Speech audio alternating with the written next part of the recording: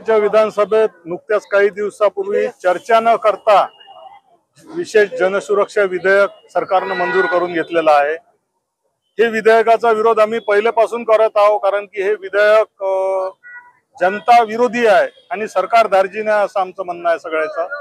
आज लोकशाहीत अशा प्रकारच्या कोणत्याच विधेयकाला जागा नाही आहे, त्यामुळं हे विधेयक मागे घेण्यात यावं, हा कायदा रद्द करावा यासाठी आज पूर्ण महाराष्ट्रभर सर्व महाविकास आघाडीतले, इंडिया आघाडीतले लोकशाहीवादी पक्ष आणि सर्व सामाजिक संघटना यांच्या वतीनं आज प्रत्येक जिल्ह्यात हे आंदोलन करण्यात येत आहे।